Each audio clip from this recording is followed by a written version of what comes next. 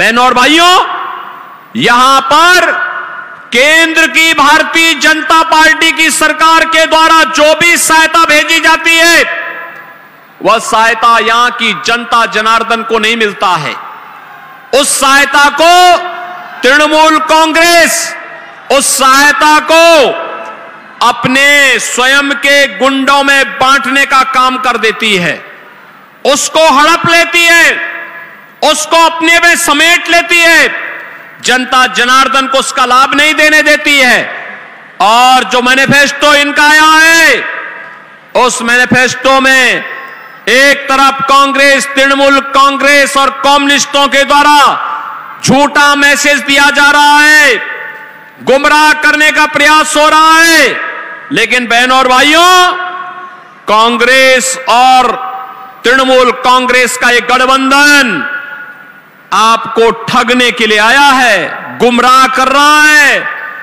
इनके द्वारा मुस्लिम आरक्षण की वकालत करना, धार्मिक आधार पर, मजहबी आधार पर एक बार फिर से भारत के विभाजन की आधारशिला को सुदृढ़ करने जैसा है। और हमें किसी भी स्थिति में भारत का फिर दूसरा विभाजन नहीं होने देना है। किसी भी स्थिति में भारत का दोबारा विभाजन नहीं होगा। इसके लिए हमें धार्मिक आधार पर आरक्षण को हर हाल में रोकना होगा। कांग्रेस का मैनिफेस्टो कहता है, कांग्रेस का मैनिफेस्टो कहता है कि पिछड़ी जाति के लोगों को मिलने वाले आरक्षण में एक हिस्सा मिलाकर के मुसलमानों को दे देंगे। क्या आप इसको स्वीकार करेंगे? क्या बंगाल इसको स्वीकार करेगा? क्या अपने अधिकार को आप क्या किसी दूसरे को हिस्सा लेने देंगे? क्या? और ऐसे ही अनुसूचित जाति के अधिकारों में भी ये लोग डकैती डालने का काम करने जा रहे हैं। बहनों और भाइयों, जब कांग्रेस नेतृत्व की यूपीए सरकार थी, ये तृणमूल कांग्रेस उसको सपोर्ट कर रही थी, कम्युनिस्टों ने भी उसे कुछ दिनों तक सपोर्ट किया था। बहनों और भाइयों, तब आपको याद होगा, तब कांग्रेस नेतृत्व की सरकार ने, जो आज इंडी गठबंधन के रूप में है, तब इस सरकार ने जस्टिस रंगनाथ मिश्रा कमेटी गठित की थी। और रंगनाथ मिश्रा कमेटी के आधार पर उसने प्रयास किया था उस समय कि पिछड़ी जाति को मिलने वाले 27% आरक्षण में से 6% आरक्षण को कम करते हुए उस आरक्षण का लाभ मुसलमानों को दे दिया जाए।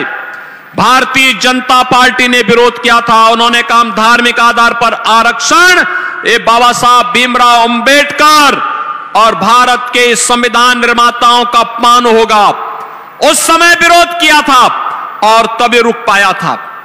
फिर सच्चर कमेटी की रिपोर्ट, सच्चर कमेटी का गठन करके कांग्रेस ने प्रयास किया था कि अनुसूचित जाति की मिलने वाले आरक्षण के लाभ में भी मुसलमानों को हिस्सेदारी दी जाए। तब भी भारतीय जनता पार्टी ने विरोध किया था। और जो लोग अनुसूचित जाति, जनजाति और पिछड़ी जाति के लोगों के अधिकारों पर डकैती डालने का प्रयास कर चुके हैं, और आज फिर उनका मैनिफेस्टो इस बात का उल्लेख करता है, वे आज जनता को गुमराह करके ये फिर से सत्ता हासिल कर लेना चाहते हैं।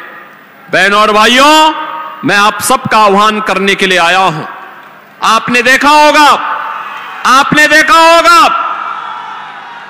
रामनवमी का आयोजन, भगवान राम का जन्म हुआ था उत्तर प्रदेश के अयोध्या में और उत्तर प्रदेश में इस अवसर पर हजारों शोभा यात्राएं निकलती हैं।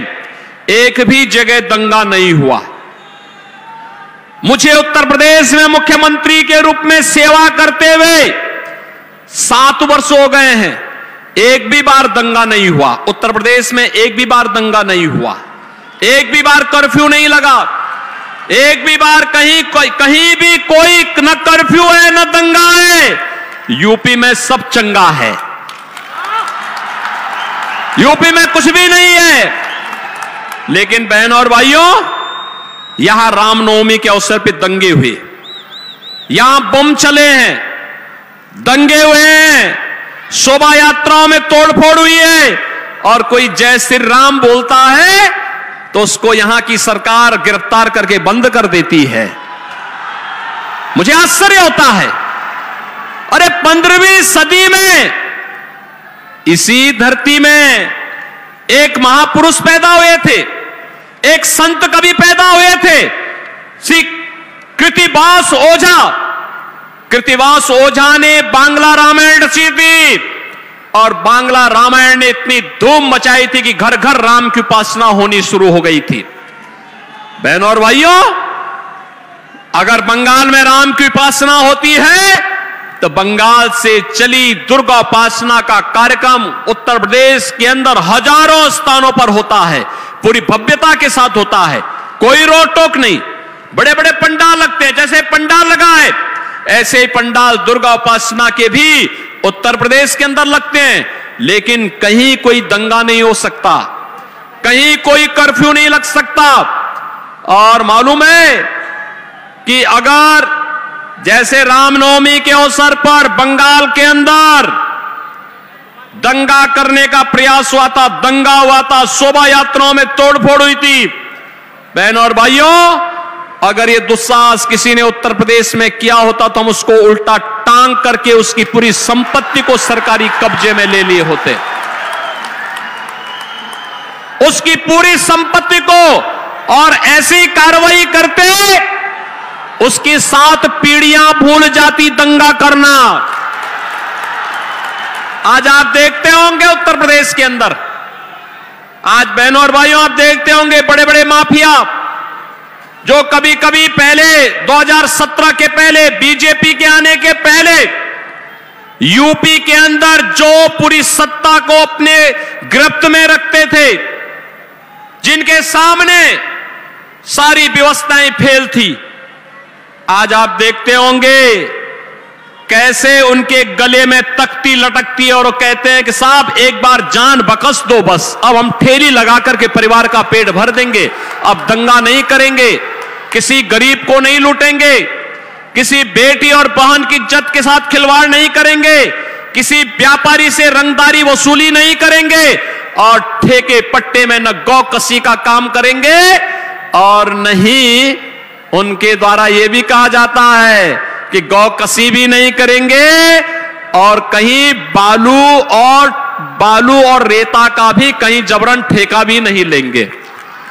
बहनों और भाइयों, मैंने सुना है यहां पे भी कुछ माफिया बालू और रेते का ठेका जबरदस्ती हड़प करके यहां की जनता का शोषण कर रहे हैं, नदी के डेमोग्राफी को भी चेंज कर देना चाहते हैं, गौ कसी के धंधे को धड़ल्ले से चला करके यहां की आस्था के साथ खिलवाड़ करना चाहते हैं।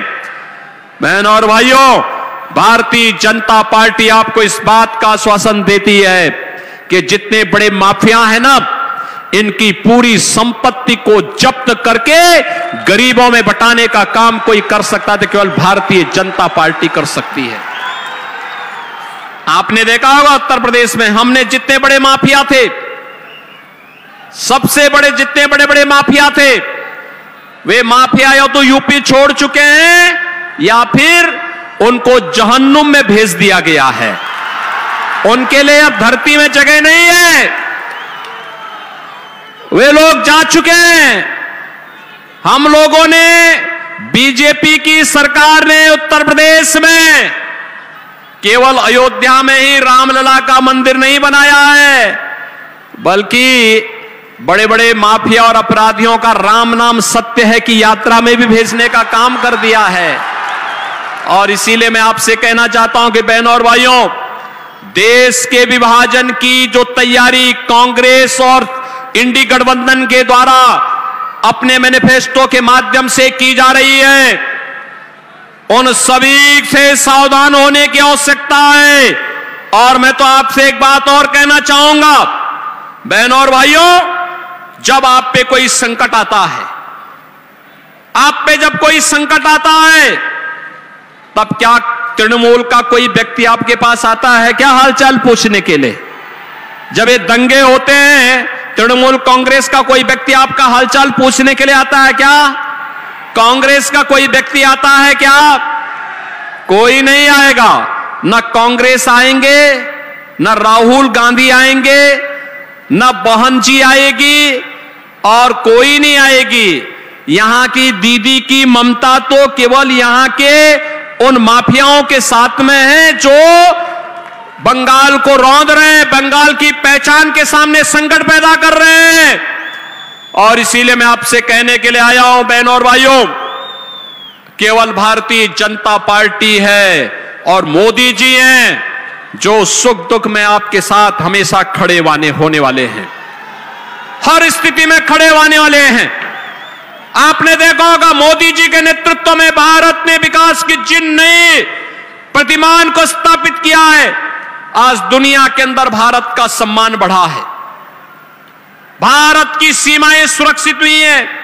कांग्रेस नेतृत्व की सरकार थी, पाकिस्तान परस्त आतंकवादी भारत की सीमा का अतिक्रमण करते हुए भारत में आते थे, जगह जगह बम विस्फोट करते थे। आज मोदी जी के नेतृत्व की सरकार में आप देखते होंगे अब तो आतंकवादी घटनाएं नहीं घटित होती, आतंकवाद और नक्सलवाद को तो नियंत्रित किया जा चुका है, लेकिन अगर कहीं पटाखा भी जोर से फूटता है तो सबसे पहले पाकिस्तान सफाई देता कि मेरा हाथ नहीं है, क्योंकि पाकिस्तान को मालूम है कि अगर कोई घटना गलती से भी हो जाए तो उसको लेने के देने पड़ जाएंगे, क्योंकि ये नया भारत है और मोदी जी के नेतृत्व में नया भारत किसी को छेड़ता नहीं है, लेकिन अगर कोई छेड़ता है तो फिर उसको छोड़ता भी नहीं है। और इसीलिए मैं आपसे कहने के लिए आया हूं, यहां पर इंफ्रास्ट्रक्चर का कार्य मोदी जी के नेतृत्व में IIT, IIM, AIIMS, highway, railway, metro, triple IT, NIT, world class university, हर घर नल की योजना, ये सभी मोदी जी के नेतृत्व में आज तेजी के साथ देश के अंदर इसको लागू किया जा रहा है। और बंगाल में तो तृणमूल कांग्रेस की सरकार मोदी जी की योजनाओं को जबरन रोकने का कार्य करती है, अन्यथा पूरे देश के अंदर 80 करोड़ लोगों को फ्री में राशन देने का काम पिछले 4 वर्ष से मोदी जी की सरकार कर रही है। बहनों और भाइयों, 60 करोड़ लोगों को 5 लाख रुपए की आयुष्मान भारत में स्वास्थ्य बीमा का कवर मिल रहा है। 50 करोड़ गरीब लोगों के जनधन अकाउंट खोल दिए गए। 12 करोड़ किसानों को प्रधानमंत्री किसान सम्मान निधि का लाभ मिला। 12 करोड़ गरीबों के घर में शौचालय बन गए। 10 करोड़ गरीबों को उज्ज्वला योजना का रसोई गैस का एलपीजी का कनेक्शन मिल गया और 4 करोड़ गरीबों को बहन और भाइयों प्रधानमंत्री आवास योजना का लाभ मिल गया। मैंने उत्तर प्रदेश में अब तक लगभग 57 लाख गरीबों को एक एक मकान दे दिया है पीएम आवास योजना में। बहन और भाइयों, बंगाल की सरकार नहीं लेना चाहती। बंगाल की सरकार उसी कार्य को करती है जिसमें उसको कमीशन मिलती हो, और इसीलिए वह कार्य नहीं करेगी, करने नहीं देगी। इसके लिए आवश्यक है कि वीर भूमि को नाम के अनुरूप भारतीय जनता पार्टी को विजयी बना करके भेजिए। मोदी जी ने कहा है आत्मनिर्भर भारत और विकसित भारत की संकल्पना को साकार करेंगे। आत्मनिर्भर भारत का मतलब आत्मनिर्भर बंगाल भी होगा। आत्मनिर्भर बंगाल का मतलब हर किसान, हर नौजवान, हर महिला, हर तबके का व्यक्ति, हर व्यापारी यह भी आत्मनिर्भर होगा। और जब आत्मनिर्भर होगा तो तभी विकसित भारत की परिकल्पना को साकार भी करेगा। और विकसित भारत के लिए भारत दुनिया की एक बड़ी ताकत बने, हमारा देश दुनिया की एक ताकत बने, यह संदेश बंगाल से ही जाना चाहिए। क्योंकि बंगाल ने तो हमें राष्ट्रगान और राष्ट्रगीत दिया, और बंगाल ने तो भारतीय जनसंघ के पहले अध्यक्ष डॉक्टर श्यामा प्रसाद मुखर्जी भी तो बंगाल ने ही भारत को दिए हैं। इसलिए मैं आप सबका आह्वान करने के लिए आया हूं कि बहनों और भाइयों, भारतीय जनता पार्टी ने वीरभूमि से देवतनु भट्टाचार्य को अपना प्रत्याशी बनाकर के आपके बीच उतारा है। देवतनु भट्टाचार्य, बहनों और भाइयों, मैं आप सबसे अपील करना चाहूंगा, अगर आप डेमोग्राफी को चेंज करने से रोकना चाहते हैं, अगर आप सुरक्षित बंगाल चाहते हैं, अगर आप सुरक्षित भारत चाहते हैं, समृद्ध बंगाल और समृद्ध भारत चाहते हैं, तो भारतीय जनता पार्टी आवश्यक है। और इसके लिए आप सबका मैं आह्वान करूंगा कि आप सभी लोग भारतीय जनता पार्टी के चुनाव चिन्ह, कमल के चुनाव चिन्ह पर वोट देकर के श्री देवतनु भट्टाचार्य को भारी बहुमत से विजयी बना करके देश की संसद में भेजिए। आप सहमत हैं? देवतनु भट्टाचार्य को विजयी बना के भेजेंगे? सभी लोग सहमत हैं? सभी लोग सहमत हैं?